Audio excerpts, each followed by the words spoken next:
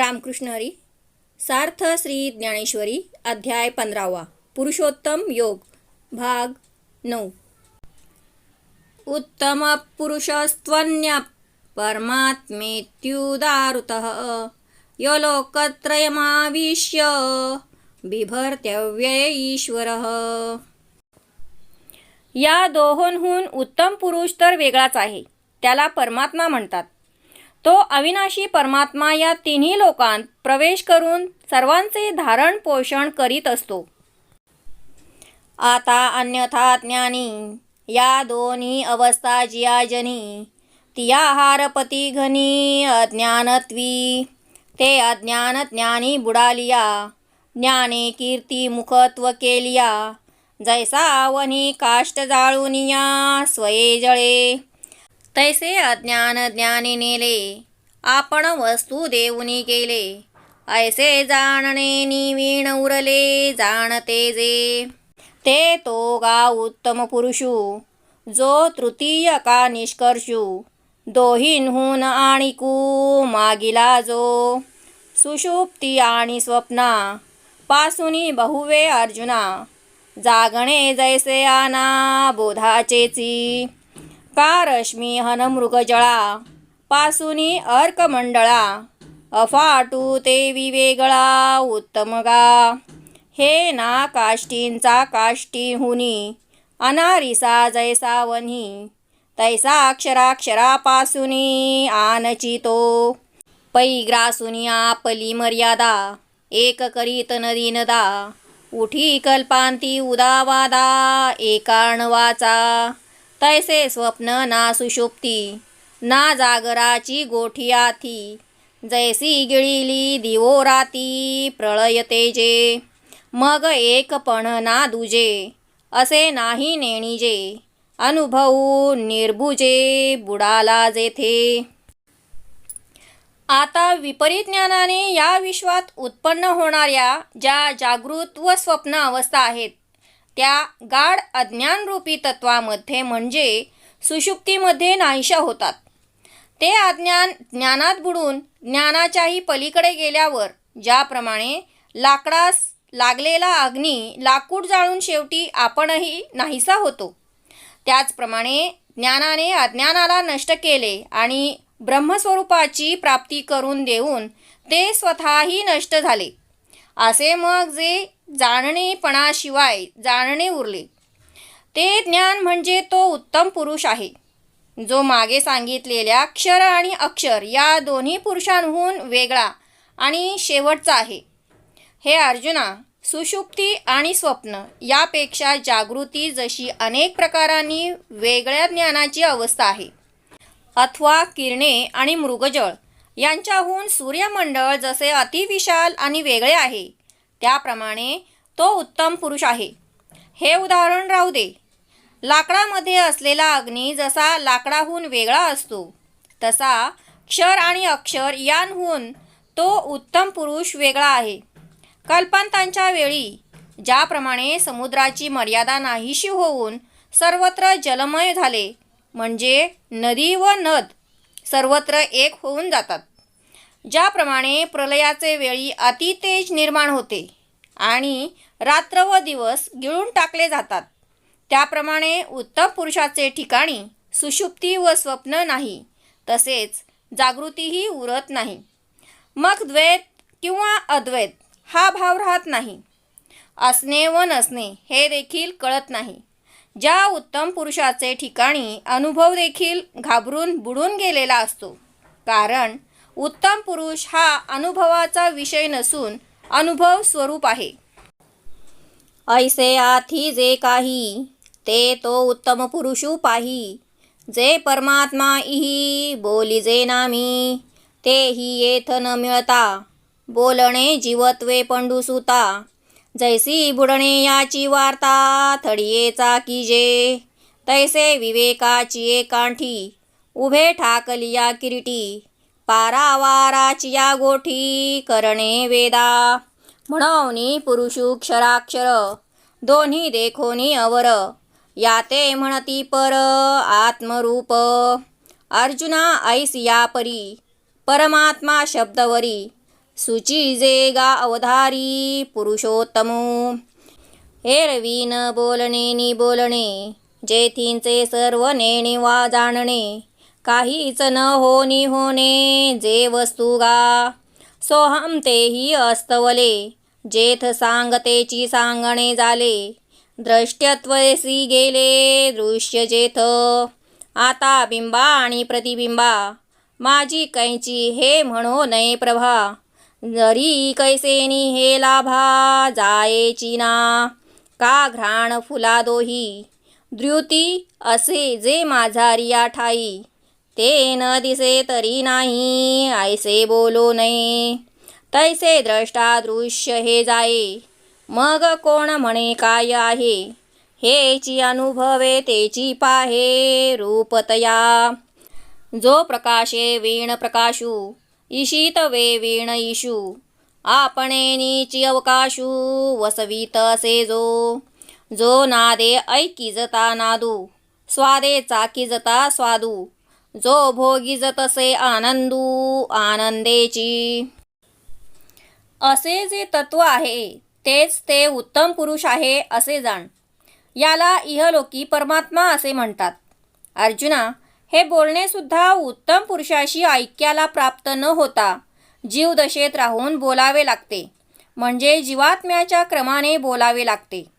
जसे अमुक मनुष्य नदीत बुडाला, ही बुडाल्याची वार्ता काठावर उभा असलेला मनुष्य सांगू शकतो. त्याप्रमाणे अर्जुना, विवेकाच्या तीरावर स्वतःला उभा केल्यानंतर कार्यकारण स्वरूप क्षराक्षर पुरुष हा अलीकडचा आहे व कार्यकारणातील उत्तम पुरुष पलीकडचा आहे असे बोलणे वेदांना सोपे झाले आहे. नाहीतर उत्तम पुरुषांसंबंधी काही बोलता आले नसते. म्हणून क्षर अक्षर पुरुष हे दोन्ही अलीकडचे आहेत असे पाहून या उत्तम पुरुषाला पलीकडचे आत्मरूप आहे असे म्हणतात. अशा प्रकारे अर्जुना, परमात्मा या शब्दाने त्या उत्तम पुरुषालाच सुचवितात. एरवी ज्याच्या संबंधी काहीही न बोलणेच बोलणे आहे. सर्व ज्ञान जेथे लोप पावते, सर्व प्रकारचे कर्म व्यवहार बंद पडतात, अशी जी वस्तू आहे ते ब्रह्म मी आहे. हे ज्ञानही जेथे असताना गेले आहे, सांगणाराच जेथे सांगणे झाला आहे आणि द्रष्ट्यासह दृश्य मावळले आहे. बिंब आणि त्याच्यात पडणारे प्रतिबिंब यामध्ये असणारी प्रभा जरी आपणास दिसत नाही तरी ती नाही असे कसे म्हणता येईल. अथवा नाक व फुले या दोहोंच्या दरम्यान जो सुवास असतो तो प्रत्यक्ष डोळ्यांनी दिसत नसला तरी तो नाही असे म्हणता येत नाही. त्याप्रमाणे द्रष्टा व दृश्य हे नाहीशी झाल्यावर अमुक वस्तू आहे असे कोण म्हणेल. पण तेच अनुभवाने पाहणे म्हणजेच रूप होय. प्रकाशाशिवाय जो प्रकाशरूप आहे, नियमांवाचून जो स्वभावतः नियमक आहे, जो आपल्या निरपेक्ष अतिव्यापकपणानेच आकाशाच्या पोकळीला आपल्या स्वरूपात बसवितो, जो नाद ब्रह्माला श्रवण करण्याची शक्ती देणारा नाद आहे, जो गोडीनेच चाखली जाणारी गोडी आहे, जो ब्रह्मानंदाला आनंदाची शक्ती देणारा आहे, जो पूर्णतेचा परिणामो पुरुषो गा पुरुषोत्तमो. विश्रांतीचाही विश्रामो विराला जेथे. सुखासी सुख जोडिले, जे तेज तेजासी सापडले. शून्यही बुडाले महाशून्योजिये. जो विकासाही वरी उरता, ग्रासा तेही ग्रासूनी पुरता. जो बहु ते पाडे बहुता, पासूनी बहु. पै नेण तया प्रती, रूपेपणाची प्रतीती. रूपेन होनी शुक्ती दावी जेवी. का नाना अलंकार दशे, सोने न लपत लपाले असे. विश्व न होनिया तैसे विश्व जो धरी. हे असो जलतरंगा, नाही सिनान पण जेवी गा. तेवी दिसता प्रकाशू जगा आपणाची जो. आपुलिया संकोच विकासा, आपणाची रूप विरेशा.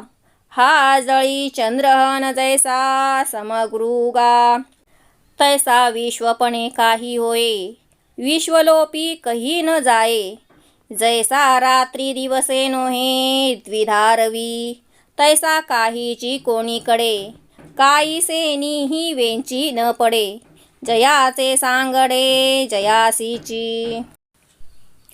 जो पुरुष पूर्णतेचा शेवट आहे, जो सर्वांत श्रेष्ठ आहे, जेथे विश्रांती ही शांत झाली आहे, जे सुखाला प्राप्त झालेले सुख आहे, जे तेजाला सापडलेले तेज आहे, आणि ज्या ब्रह्मरूपी महाशून्यामध्ये संपूर्ण आकाशादी विश्वशून्यही नाहीसे झाले आहे, जो सृष्टिकालामध्ये विश्वा एवढा विकसित झाल्यानंतरही उरला आहे, संपूर्ण विश्वाचा लय झाल्यावरही जो त्याच्या पलीकडे असतो, जो पूर्ण आहे आणि जो पुष्कळ प्रकारांनी पुष्कळांच्या पेक्षा पुष्कळ आहे. ज्याप्रमाणे शिंप आपण रूपे नसून अज्ञानामुळे रूपाचा भास निर्माण करते, अथवा अनेक अलंकारांच्या विविध अवस्थांत सोने लपलेले नसताना जसे लपल्यासारखे असते, त्याप्रमाणे जो विश्व न होता या विश्वाला धारण करतो, हे असो पाणी व लाटा यांमध्ये जसा काही भेद नाही, त्याप्रमाणे जो उत्तम पुरुष आपण जगाला प्रतीतीस येणारा प्रकाश आहे, म्हणजे ज्याच्या सत्तेने संपूर्ण जगत आहे आणि ज्याच्या प्रकाशाने जग भासते. हे वीर अर्जुना, आपल्या विश्वसंहार रूपी संकोचाला व विश्व उत्पत्ती रूपी विकासाला जो कारण आहे, ज्याप्रमाणे पाण्यात पडणाऱ्या प्रतिबिंबास समग्र चंद्र कारण असतो, ज्याप्रमाणे रात्र व दिवस आला असता सूर्यामध्ये कोणत्याही प्रकारचा फरक पडत नाही, त्याप्रमाणे जगाची उत्पत्ती झाली असता ज्याच्यात काहीही फरक पडत नाही व लय झाला असता जो कोठेही जात नाही, त्याप्रमाणे कोणत्याही काळामध्ये कोणत्याही देशामध्ये कोणत्याही कारणाने ज्याचे स्वरूप क्षीण होत नाही, ज्याचे साम्य ज्याच्याशीच आहे, असा उत्तम पुरुषासारखा उत्तम पुरुषच आहे, त्याला दुसरी उपमा नाही. यस्मात् क्षरमतितोः मक्षरादपि चोत्तमः, अतोऽस्मि लोके वेदे च प्रथितः पुरुषोत्तमः. कारण मी क्षराच्या पलीकडचा व अक्षराहून उत्तम आहे, म्हणून लोकांत आणि वेदांतही पुरुषोत्तम नावाने प्रसिद्ध आहे. जो आपण पेची आपण या, प्रकाशितसे धनंजया, काय बहु बोलो जया नाही दुजे. तो गामी निरुपाधिकू, क्षराक्षरोत्तम एकू, म्हणोनी म्हणे वेद लोकू पुरुषोत्तमू. अर्जुना, तो आपणच आपल्याला प्रकाशित करतो, फार काय सांगावे. याच्यासारखा दुसरा कोणी सतचित आनंद स्वरूप नाही. क्षर आणि अक्षर या दोन पुरुषांहून श्रेष्ठ व उपाधिरहित असा मीच आहे, म्हणून वेद आणि सर्व जगत मलाच पुरुषोत्तम असे म्हणतात. यो मामेवमसम्मूढो जानाति पुरुषोत्तमं, स सर्वविद् भजति मां सर्वभावेन भारत. हे अर्जुना, याप्रमाणे तत्वतः जो ज्ञानी पुरुष मला पुरुषोत्तम समजतो, तो सर्वज्ञ पुरुष सर्व रीतीने निरंतर मज वासुदेव परमेश्वरालाच भजतो.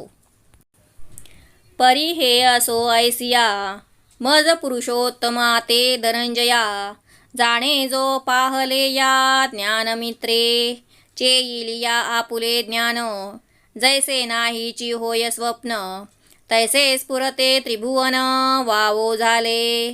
का हाती घेतलिया माळा, फिटे सर्पाभासाचा काटाळा, तैसा माझेनी बोधे टवाळा नागवे तो. लेणे सोनेची जो जाणे, तो लेणे पण ते वावो म्हणे, तेवी मी जाणो निजेणे वाळीला भेदू. मग म्हणे सर्वत्र सच्चिदानंदू, मीची एकू स्वथा सिद्धू, जो आपणे नसी भेदू नेणो निया जाणे. तेणेची सर्व जाणितले, हेही म्हणणे थेंकुले, जे तया सर्वत्र उरले द्वैत नाही. म्हणोनी माझिया भजना, उची तू तोची अर्जुना, गगन जैसे आलिंगना गगनाचिया क्षीरसागरा परगुणे की जे क्षीरसागरपणे अमृताची होऊन मिळणे अमृती जेवी साडे पंधरा मिसळावे तै साडे पंधरेची होवावे तेवी मी जालिया संभवे भक्ती माझी हा गा सिंधू सियानी होती तरी गंगा कैसेनी मिळती म्हणून मी न होता भक्ती अन्वयो आहे ऐसिया लागी सर्व प्रकारी जैसा कल्लोळू अनन्यू सागरी तैसा माते अवधारी भजिन्न लाजो सूर्या आणि प्रभे एकवंकी जेणे लोभे तो पाडू मानू लाभे भजनातया. पण हे असो अर्जुना, दिव्य ज्ञान सूर्याचा उदय झाल्यानंतर असा मी जो पुरुषोत्तम त्या मला जो जाणतो, ज्याप्रमाणे जागृत झाल्यानंतर स्वप्न जसे भासत नाही त्याप्रमाणे आत्मज्ञानाचा उदय झाल्यानंतर संपूर्ण त्रिभुवन मिथ्या भासते. अथवा माळ हातात घेतल्यावर ज्याप्रमाणे माळेवर झालेला सर्पाचा भास नाहीसा होतो, त्याप्रमाणे माझे स्वरूप ज्ञान प्राप्त झाल्यावर जगाचा मिथ्याभास नाहीसा होतो. सोन्याचे विविध अलंकार म्हणजे सोनेच आहे असे जो जाणतो तो अलंकारपणा मिथ्या आहे व सोने सत्य आहे असे मानतो. त्याप्रमाणे अद्वैत रूप मला सत्यत्वाने जाणून मिथ्या द्वैताला ज्याने दूर सारले आहे, मग मीच एक सर्वत्र व्यापक सच्चिदानंद स्वतः सिद्ध आहे असे जो म्हणतो आणि आपणाहून उत्तम पुरुषाचा भेद न जाणता ऐक्य जाणतो, त्याने सर्व जाणले हे म्हणणे देखील शोभा पावत नाही. कारण त्याच्याकरता आपणाशी आणि विश्वाशी अभिन्न असलेले ब्रह्म सर्वत्र असते आणि त्यामुळे द्वैत कोठेही शिल्लक नसते. म्हणून अर्जुना, तोच माझे भजन करण्यास योग्य आहे. ज्याप्रमाणे आकाशाला आलिंगन देण्यास आकाशच योग्य आहे, क्षीरसागराला ज्याप्रमाणे क्षीरसागराचीच मेजवानी करणे योग्य होय, अथवा अमृत होऊनच जसे अमृतात मिसळावे लागते. शुद्ध सोन्यामध्ये शुद्ध सोनेच मिसळल्यावर त्याला एक किंमत लाभते, त्याप्रमाणे माझ्याशी एकरूपता प्राप्त झाल्यावर कल्पित द्वैत ठेवून माझी भक्ती करता येते. अरे, गंगा जर समुद्राहून वेगळी असती तर ती समुद्रास कशी मिळाली असती? म्हणून मद्रूप झाल्याशिवाय माझी भक्ती प्राप्त होत नाही. ज्याप्रमाणे समुद्रावर अनेक लाटा जरी निर्माण होत असल्या तरी त्या समुद्राहून भिन्न नाहीत, त्याप्रमाणे जो माझे भजन करतो त्याच्यात व माझ्यात काही भिन्नत्व नाही.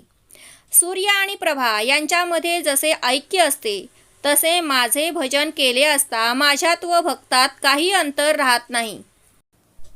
इति गुह्यतमं शास्त्र मेदमुक्तं मया नघ एतद्बुद्ध्वा बुद्धिमान् स्यात् कृतकृत्यश्च भारत. हे निष्पाप अर्जुना, असे हे अतिरहस्यमय शास्त्र मी तुला सांगितले आहे. हे शास्त्र जाणून मनुष्य ज्ञानवान आणि कृतार्थ होतो.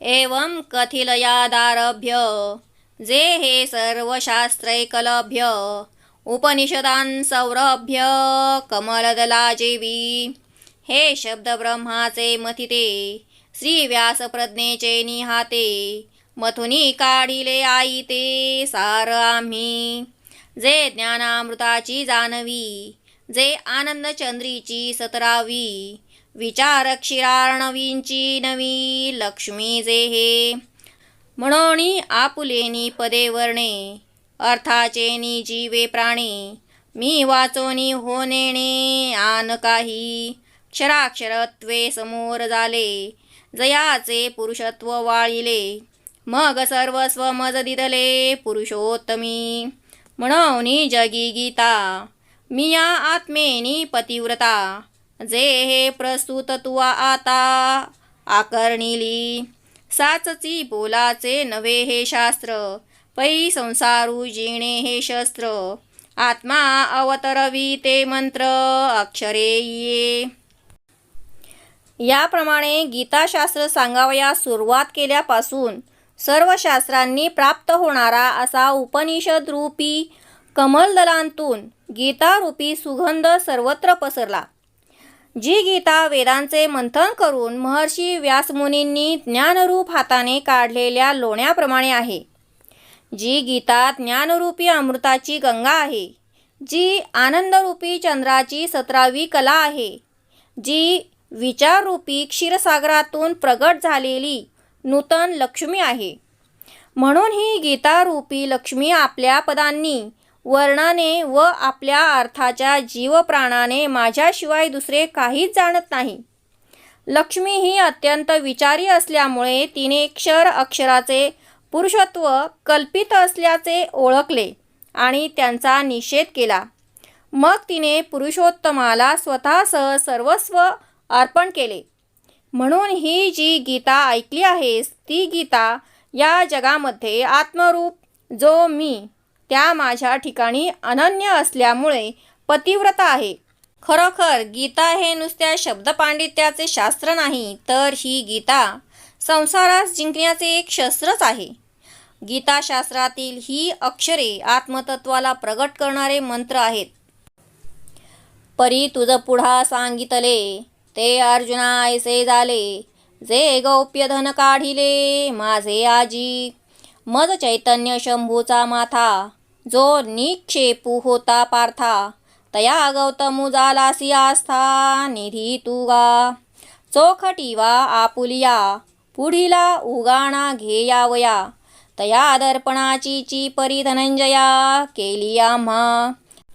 का भरले चंद्र तारांगणी, नभ सिंधू आपण या माझी आणी. तैसा गीतेसी मी अंतःकरणी, सुदला तुआ. जे त्रिविध मळीकटा, तू सांडिलासी सुभटा. म्हणून गीतेसी मज वसवटा, झालासी गा. परी हे बोलो काय गीता, जे हे माझी उन्मेषलता.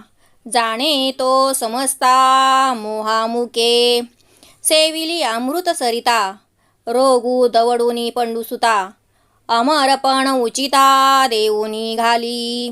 तैसी गीता हे जाणितलिया, काय विस्मयो मोह जावया. परी आत्मज्ञाने आपण पया, मिळीजेथ. जया आत्मज्ञानाच्या ठाई, कर्म आपले या जीविता पाही. होऊनी या उतराई लया जाय, हरपले दाऊनी जैसा. माग सरे वीर विलासा, ज्ञानची कळसवळ घे तैसा कर्मप्रसादाचा. म्हणून ज्ञानिया पुरुषा, कृत्य करू सरले देखा. ऐसा नाथाचा सखा बोलिला तो, ते श्रीकृष्ण वचनामृत. पार्थी भरोनी असे ओसंडत, मग व्यास कृपा प्राप्त संजयासी. तो धृतराष्ट्र राया, सूतसे पान करावया. म्हणून जीवितातया नोहेची भारी. परंतु अर्जुना, तुझ्यासमोर मी गोपनीय गीतामंत्र सांगितले, ते तू माझे गुप्तधन बाहेर काढलेस, असा प्रकार झाला तू. अर्जुना, पूर्वी शंकराच्या मस्तकावरील जटेमध्ये असलेली गुप्तगंगा प्रगट करण्यास जसा गौतम कारणीभूत झाला, त्याप्रमाणे चैतन्यरूपी शंकर त्या माझ्या मस्तकात जो गीतारूपी ठेवा होता त्याला बाहेर प्रकट करणारे श्रद्धेचे भांडार असणाऱ्या अर्जुना, तो गौतम तू झालास.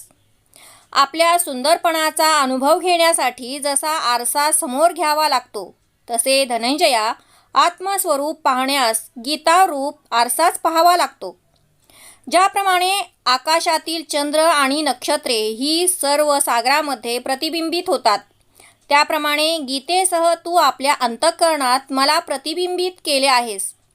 अर्जुना, तुझ्या ठिकाणचा विविध तापरूपी मळ नाहीसा झाल्यामुळे तू गीतेसह माझे राहण्याचे ठिकाण झाला आहेस. परंतु अधिक वर्णन काय करावे. माझी मानाची वेली जी ही गीता, तिला समर्थ रूपाने जो जाणील तो सर्व प्रकारच्या मोहांपासून दूर होईल. हे अर्जुना, ज्याप्रमाणे अमृताच्या नदीचे पाणी प्यायल्यावर जी रोग घालवून अधिक श्रेष्ठ असे अमरत्व देते, त्याप्रमाणे गीता जाणली असता मोह नाहीसा होतो. यात आश्चर्य ते काय आहे. परंतु विशेष म्हणजे आत्मज्ञानामुळे परब्रह्माशी ऐक्य पावता येते. जे आत्मज्ञान प्राप्त झाले असता सर्व कर्म आपोआप निष्कर्म होते आणि ज्ञानामध्ये कर्माची समाप्ती होते.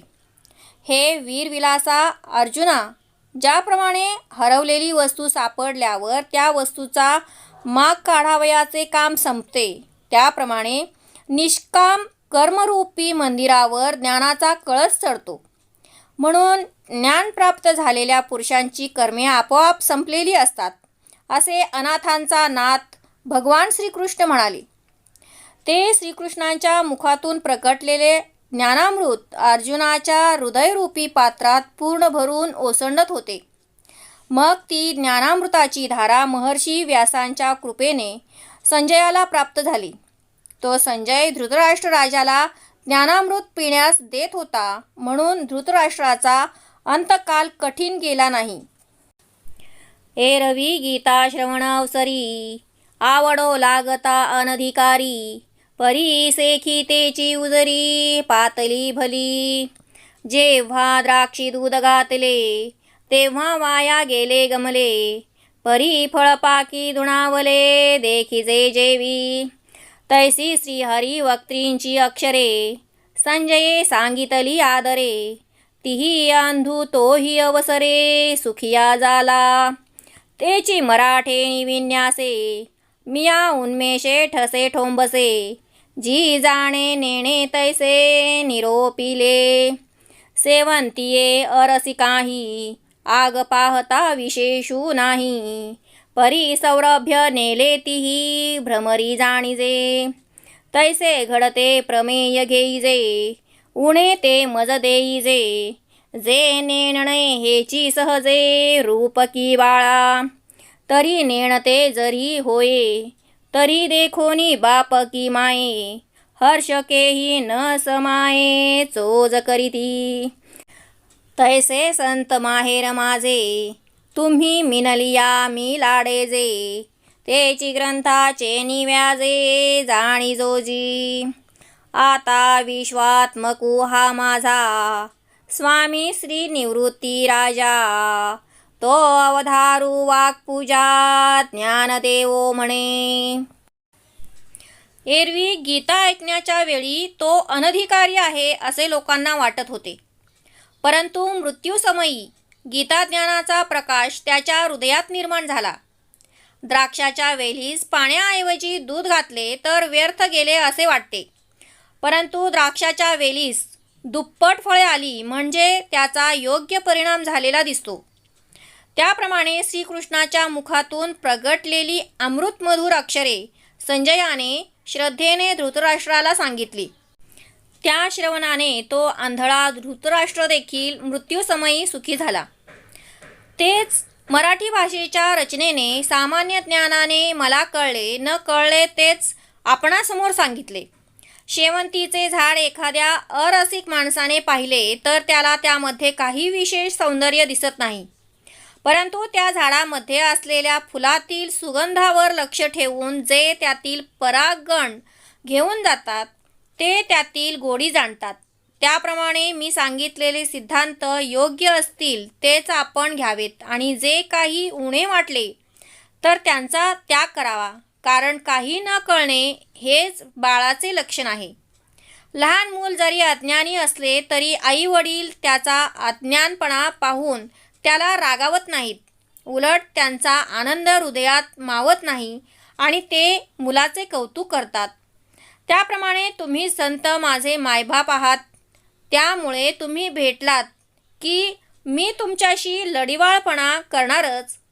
तो लढिवाळपणा या ग्रंथरचनेच्या निमित्ताने केलेला आहे असे आपण जाणावे.